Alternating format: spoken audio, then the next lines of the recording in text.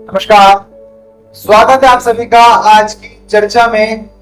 और आज की चर्चा का जो विषय लिया है वो लिया है पद से।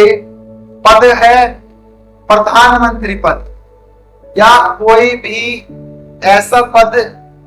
जो ये पद होता है प्रधानमंत्री का, वो किसी एक व्यक्तिगत पार्टी का पद तो नहीं होता। पद एक पूरे देश के लिए सृजित किया गया है। संविधान में लिखा गया है कि ये पद जो होगा वो देश के प्रधान को मिलेगा। हाँ, बस इतना है कि बहुमत प्राप्त दल के नेता को मिलेगा। लेकिन कहीं पर भी ये नहीं लिखा कि जो बहुमत प्राप्त दल का नेता है वो सदैव अपनी पार्टी की ही बात करे।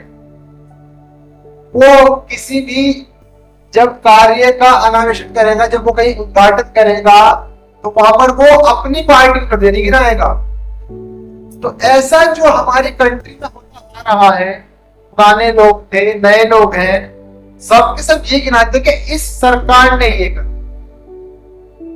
क्या उस सरकार ने सच में करा? क्योंकि टैक्स तो इंसान ने दिया, नाम उस व्यक्ति ने ले लिया। और अगर कोई काम हो रहा है तो उसमें करप्शन इतना हो गया कि काम बंद हो गया। प्रधान किसी पार्टी का पद नहीं है, किसी दल का पद नहीं है, एक देश के लिए सृजित पद है। जब शपथ लेते हैं प्रधानमंत्री देश के लिए, शपथ में कहते हैं मैं भारत की एकता अखंडता संप्रभुता बनाए रखने का वचन देता हूं। लेकिन ये वचन ही सबसे एकता अखंडता तो बहुत दूर की बात है। जब कोई चर्चा आती है एकदम कह दिया जाता है कि ये लोग दूसरी पार्टी के सपोर्टर हैं। क्या आप उन सपोर्टर के प्रधानमंत्री नहीं कहलाओगे?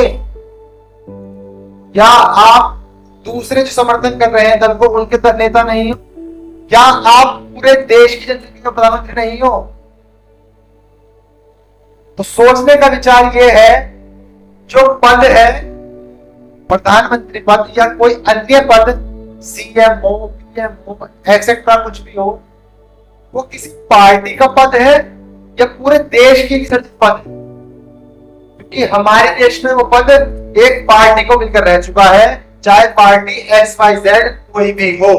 आपकी इस पर क्या प्रतिक्रिया है मुझे कमेंट कर जरूर बताएं। मुझे इंतजार रहेगा आपकी कमेंट्स का। धन्यवाद।